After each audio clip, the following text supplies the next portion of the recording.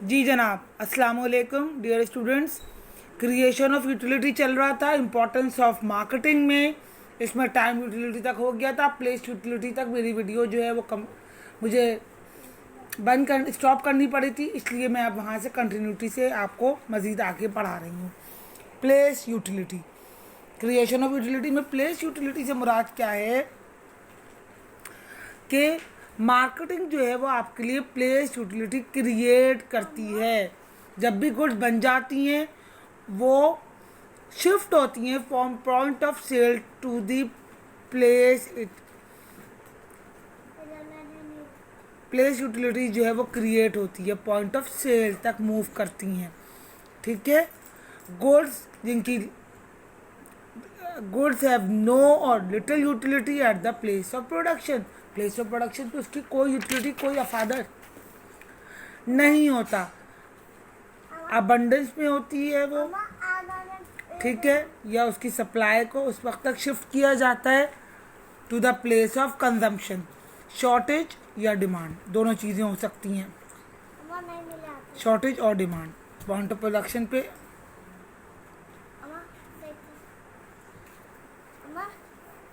अच्छा जनाब, शिफ्ट करती है goods and services is a function of distribution channel. ये डिस्ट्रीब्यूशन चैनल का फंक्शन है।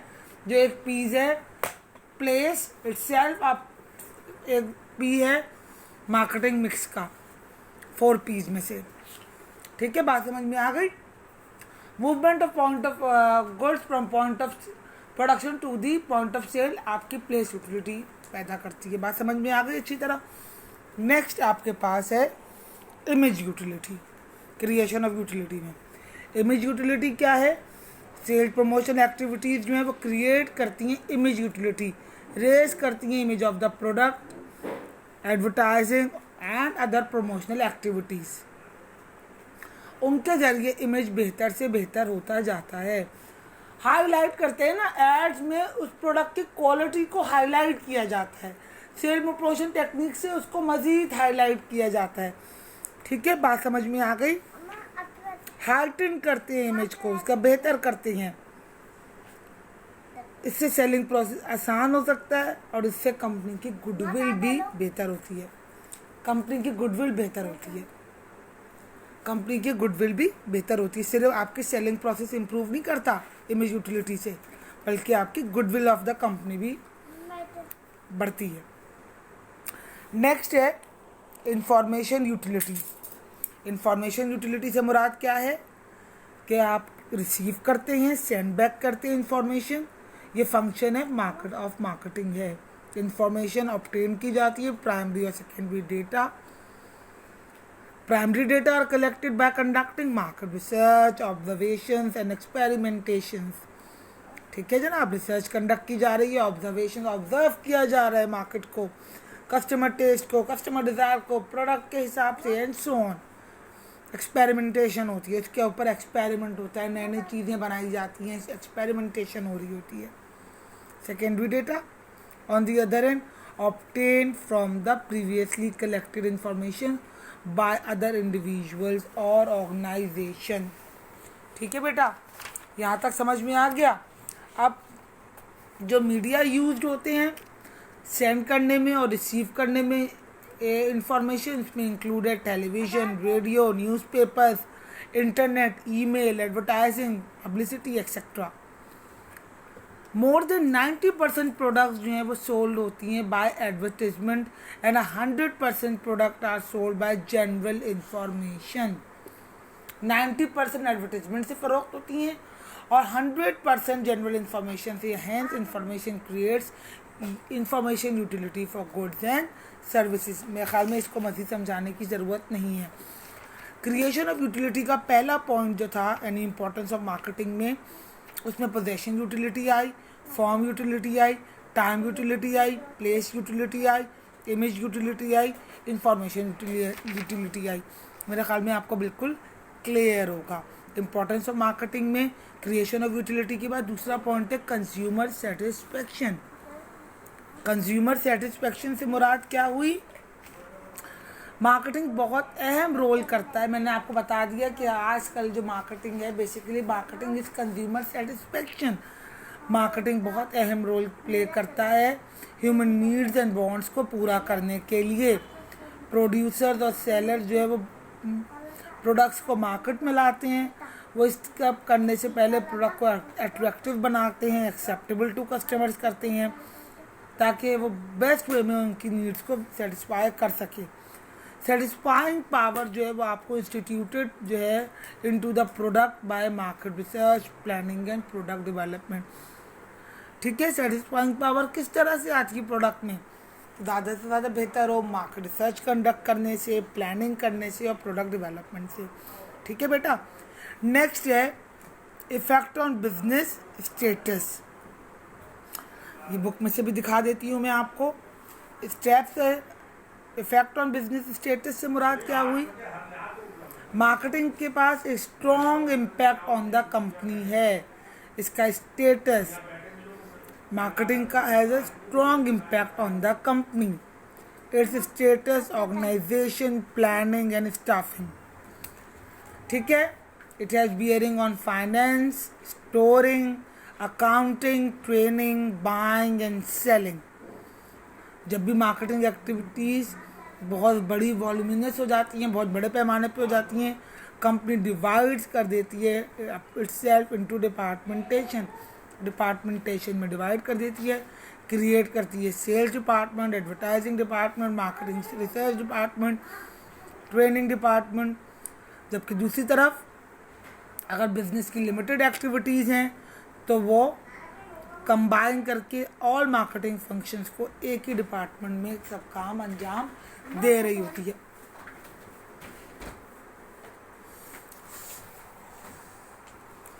जो है वो तमाम फंक्शंस को एक ही डिपार्टमेंट में करते हैं अगर आपकी लिमिटेड साइज की ऑर्गेनाइजेशन है। ठीक है, दूसरे लफ्ज़ों में ये कहना गलत नहीं होगा कि साइज ऑफ मार्केटिंग एक्टिविटीज दूसरे लफ्ज़ों में ये कहना चाहिए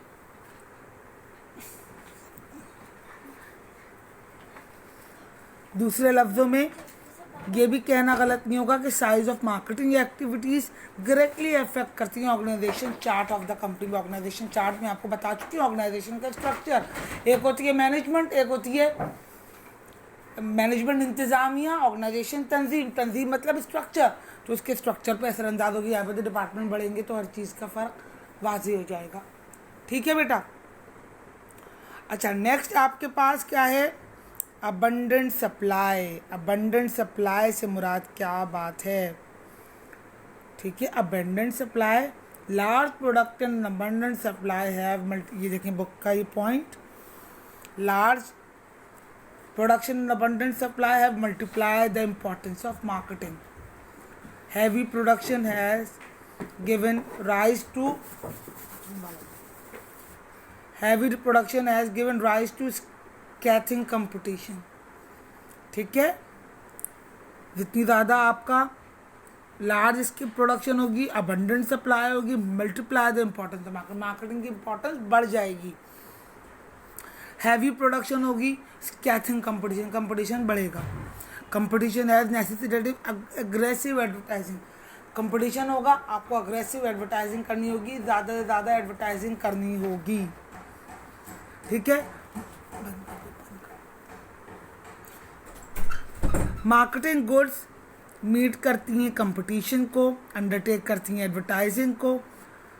All remind the fact that only those products will survive that are made to suit and satisfy the need of the consumer. कुछ भी आप बना लें, जब तक वो कंज्यूमर के नीड्स को सेटिस्फाई करने के काबिल चीज़ नहीं है, आपकी प्रोडक्ट बेकार है।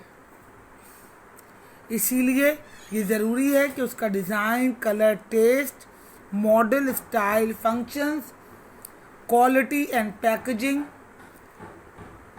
जो है वो according with the needs and desire होनी चाहिए। ठीक है, अबंडेंट सप्लाई समझ में आ गया। लास्ट पॉइंट है आपका इम्पोर्टेंस ऑफ मार्केटिंग में सेलिंग। सेलिंग क्या है? आजकल जो है वो मार्केटिंग जो है वो एक्सट्रीमली कॉम्प्लेक्स है। ये बुक का आपका पॉइंट आ गया सेलिंग का 5वां। सेलिंग क्या चीज़ है कि आजकल जो है वो आपकी एक्सट्रीमली कॉम्प्लेक्स है। Marketing.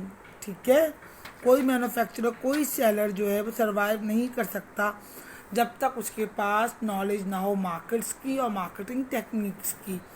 Marketing call the seller not only for producing goods that satisfy the needs of the consumer, but also undertaking advertising, publicity, research, public relation, and other promotional activities that includes prize schemes, sampling, exhibition, displays, free distribution of calendars, diaries, pens, etc.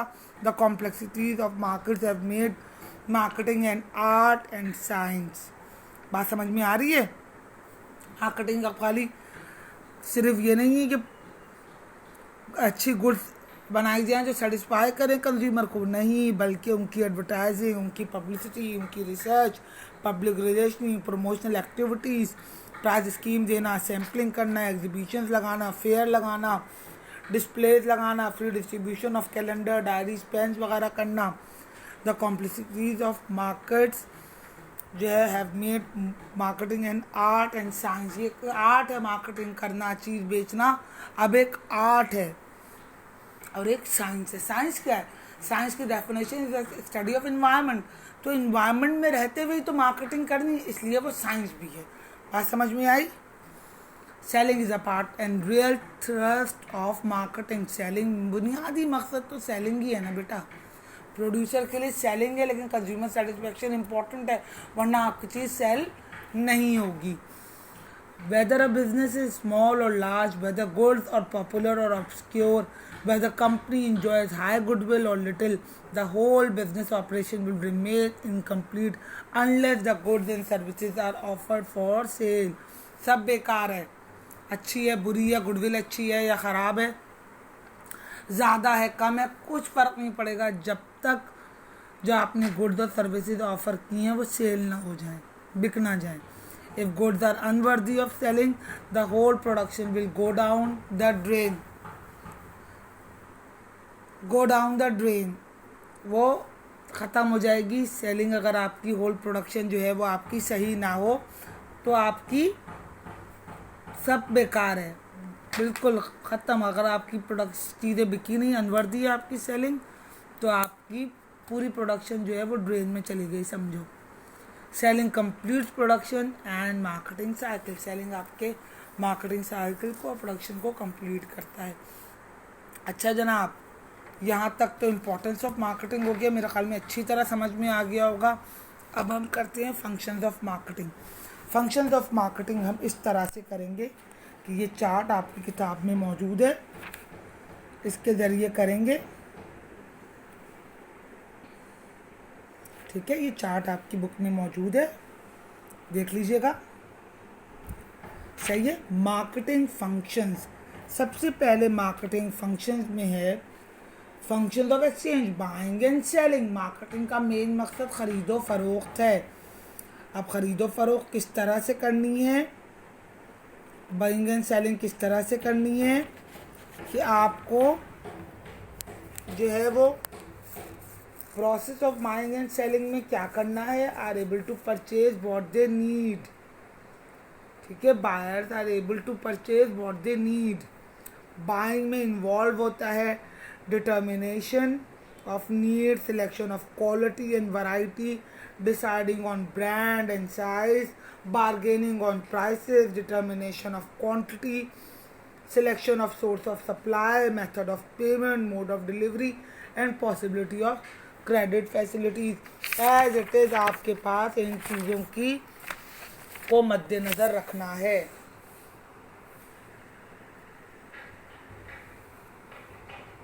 मद्देनज़र रखना है। ठीक है जनाब।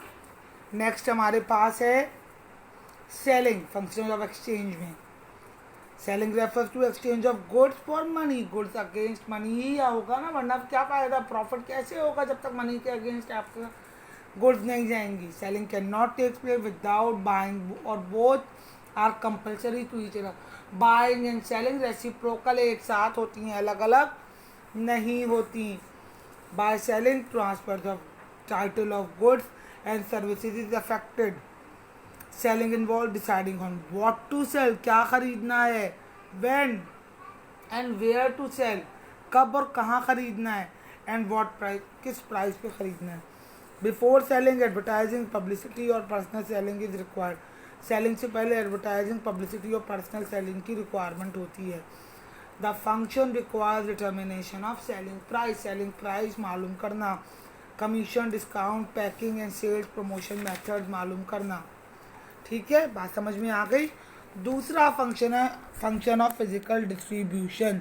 Function of distribution सही है, transportation and storage. चलें जरा आप इस पे आते हैं। फिजिकल डिस्ट्रीब्यूशन में क्या चीज़ हुई, स्टोरेज, वेयर हाउस, गोडाउन, जिनकी अहमियत तो कभी कम हो ही नहीं सकती। जब भी गुड्स प्रोड्यूस होती है उनको स्टोर किया जाता है उस वक्त तक जब तक वो डिलीवर ना हो ऑन डिमांड, या डिलीवर्ड ना की जाए, आगे ना भेजी जाए, ये और डिमांडेड। सही है, बात समझ में आई। स्टोरेज जो है वो होल्ड करती है गुड्स को जब वो मैन्युफैक्चर हो जाते हैं। इसका मतलब क्या है कि storage include shop, stores and warehouses. By process of storing, we hold the goods when they are produced and dispose them of when they are demanded. जब उनकी डिमांड होती है तो उसको जो है वो डिस्पोज ऑफ किया जा सकता है, यानी जब ज़रूरत होगी जब होगा। इट क्रिएट्स टाइम यूटिलिटी पैदा करती है, वक्त का अफादा पैदा करती है स्टोरेज के वक्त पे आपको वो चीज़ गोडाउन से मिल जाएगी। Goods are stocked when they are abundant and released when they are short. Abundant है ज़्यादा, उनको स्टॉक कर लो, रिलीज कर दो अगर वो शॉर्ट हैं। It also works for aging and ripening. Ageing, जिस चावल को ज़्यादा अरसे तक इस्तेमाल करने के लिए, राइप मतलब पकने के लिए, दोनों सूरत में हमारा जो है वो स्टोरेज ज़रूरी है।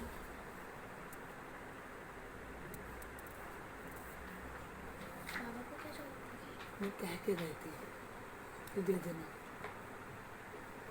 अच्छा जनाब, सॉरी फॉर इंटरप्शन। ट्रांसपोर्टेशन से मुराद क्या हुई, ट्रांसपोर्टेशन जो है वो क्रिएट्स करती है आपकी, स्टोरेज क्रिएट करता है टाइम यूटिलिटी, ट्रांसपोर्टेशन क्रिएट करती है place utility for goods and services. Transportation के जरिए गुड सर्विस मूव करती हैं from the place of supply to the place of demand. इसमें ये सॉल्व करती है आपकी प्रॉब्लम्स ऑफ सरप्लस और स्कैर्सिटी। ठीक है, goods have may be transported through sea, land और air.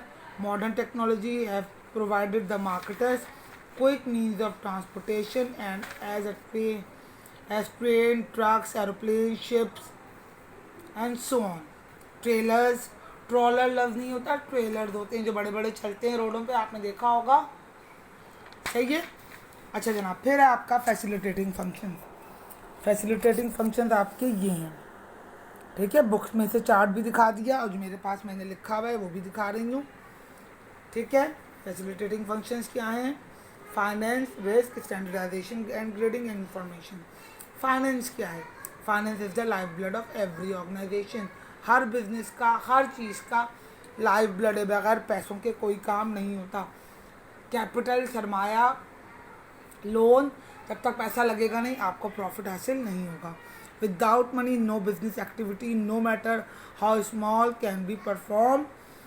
Business needs funds which are available usually from three sources, capital, loans and retained earnings. Retained earning पता है, company के इसमें जो आमदनी आपकी होती है उसको रिटेन किया जाता है, रोका जाता है और उसके मुख्तलिफ जो है वो आपके प्रोविजन रखे जाते हैं, उन प्रोविजंस के लिए उनको इस्तेमाल किया जाता है। फाइनेंस जो है नीड करता है आपका purchase of fixed and current assets, pay off liabilities and need expenses of the business. बात समझ में आ गई। नेक्स्ट है ग्रेडिंग एंड स्टैंडर्डाइजेशन। ग्रेडिंग जो स्पेसिफिकेशन ऑफ क्वालिटी, रैंक और क्लास अकॉर्डिंग टू वैल्यू होता है, जबकि standardisation is the process of making goods of uniform size and shape. Grading and standardisation जो आपकी चीज़ें जिनको रैंकिंग कर सकते हैं आप, जैसे आप लोग पास आउट हुए इंटर बोर्ड से तो आपको मुख्तलिफ ग्रेड्स में पास किया गया, A, B, C, D, E तक, F फेल हो जाता है, तो ये ग्रेडिंग है। इसी तरह क्वालिटी के हिसाब से A क्वालिटी का फल, दो B क्वालिटी का सेब, C क्वालिटी का सेब एंड सो ऑन। रैंकिंग और क्लास अकॉर्डिंग टू वैल्यू हो जाता है। अच्छा, हम चाइना से ए क्वालिटी प्रोडक्ट नहीं लेते, डी क्वालिटी सी क्वालिटी लेते हैं। अमेरिका चाइना से ए क्वालिटी प्रोडक्ट लेता है। बच्चों के खिलौने वहाँ भी चाइना के होते हैं, हमारे यहाँ भी होते हैं। हमारे यहाँ बेकार क्वालिटी के होते हैं, वहाँ अच्छी क्वालिटी के होते हैं। बात समझ में आ गई? अच्छा जनाब, स्टैंडर्डाइजेशन क्या होता है? Process of making goods of uniform size and shape. ISO 9000 certified, ISO 2001 certified, ISO 2000 certification अब हर चीज़ में होने लगी है। ग्रेडिंग एंड स्टैंडर्डाइजेशन ने जो है वो आपकी सेलिंग वर्क को ज़्यादा इजी कर दिया है। गुड प्रोड्यूस होती हैं एक कंट्री में, वो आराम से सोल्ड आउट हो जाती हैं दूसरी कंट्री में, ठीक है। जस्ट बाय कोटिंग ग्रेड और standard. The example of grade are basmati rice, maxi pack wheat. The example of standards are measures, horsepower, watts, weights and volumes. Pamper identical बनेगा, दुनिया पैम्पर कह रही हूँ, डाइपर, पैम्पर तो ब्रांड है, diaper identical पड़ेगा। Weighing scale आप दुनिया के किसी भी कोने से लेंगे एक जैसा होगा। फीडर कहीं से भी ले लें, उसका क्वालिटी में फ़र्क हो सकता है, उसके स्केलिंग में और उसमें फ़र्क नहीं होगा। टेट्रा पैकेजिंग पाकिस्तान में भी वही होगी, अमेरिका से भी कोई चीज़ आएगी टेट्रा पैक की तो वो वैसी ही होगी। बात समझ में आ गई? अच्छा जनाब, brand names are used to specify grades and standards. Grades and brand facilitate recognition, इसे रिकग्नाइज होते हैं। Advertising and buying and selling of goods. बात समझ में आ गई? इंफॉर्मेशन क्या है? Successful marketing requires up to date and maximum information about markets, technology, demand, supply, public taste and preferences. Internal and external environment पढ़ चुके हो चैप्टर्स आप लोग, पता है इंटरनल और एक्सटर्नल इन्वायरमेंट क्या होती है। Competition, national and international situations. Information या तो प्राइमरी या सेकेंडरी सोर्सेज से ली जाती हैं, मुझे विच मस्ट बी रिलायबल, जो रिलायबल होनी चाहिए। Some companies conduct their own research to get first-hand and latest knowledge. Information is the key to success in the human life. Key to success है human life में। Risk क्या है? Risk must be considered and studied carefully. Risk is essential factor of every business. Before starting a new business, the investor must calculate how much risk he can assume. Risk मैंने आपको बता दिया था, अगर आपको मैं फर्स्ट ईयर POC की class लेती तो मैं कहती रिस्क क्या है? सबसे पहले इंसान का मौत का रिस्क है, ठीक है। उसके बाद क्या? डिसेबिलिटीज, सही है। तो बिजनेस में रिस्क क्या है? पैसा डूब जाने का रिस्क, अनसर्टेनिटी, कामयाब होगा प्रोडक्ट बिकेगी नहीं, हम जो प्रोडक्ट बनाने जा रहे हैं वो बिकेगी यानी कि रिस्क है। और रिस्क के साथ इंश्योरेंस आ जाता है आपका। इंसानी इंश्योरेंस हराम है, लेकिन हर बिजनेस एक्टिविटीज़, हर चीज़ इंश्योर्ड होती है। ऑर्गेनाइजेशन भी, कोई चैनल यूज़ हो रहा है, सी रूट्स यूज़ हो रहे हैं, तो शिप्स भी, क्या कहते हैं, फैक्ट्री है वो भी, सब चीज़ें इंश्योर्ड होती हैं। Different business carry varying amount and nature of risk. Some risk are insurable and other are not. The uninsurable are changes of in fashion, unfavorable movement of prices, new inventions, competition, consumer demand and taste, death of a key employee. The insurable risks are fire and theft. There are various forms of risk which are permanent phenomena of a business. Figuring out risk correctly reduces the chances of loss and improves profitability. अच्छा जनाब, ठीक है। अब selling and marketing के function differentiation है वो आप लोग खुद कीजिएगा, बुक से पढ़ लीजिएगा। मेरा ख्याल में पढ़ लिया है मैंने, अच्छी तरह समझा दिया है, अब आप लोग इसको खुद कीजिएगा। अच्छा बेटा, बायर्स बिहेवियर मैंने आपको कहा था कि मैं कल ही आप लोगों को अपलोड कर दूंगी पूरा चैप्टर, लेकिन स्टिल मेरे माउथ से उड़ने यानी मुँह में छाले निकला हुआ है और वो अच्छा बड़ा हो चुका है, तो मैं आज ही के दिन मतलब संडे को मैं करूँगी। अब तो कोई मसला नहीं है, व्हाट्सएप पे आप आज पढ़ो कल पढ़ो सुन लोगे। बायर्स बिहेवियर का टॉपिक है, और इसके बाद forecasting buyers behaviour, how people buy, when they buy. इसके बाद ये पूरा चैप्टर अभी लेंदी बाकी है। मुझे थोड़ा सा बोलने में तकलीफ़ हो रही है, इसलिए मैं इस वीडियो को यहीं पर रोक रही हूँ, इस लेक्चर को। इंशाल्लाह नेक्स्ट लेक्चर में इसको कंप्लीट कर दूँगी। Thank you.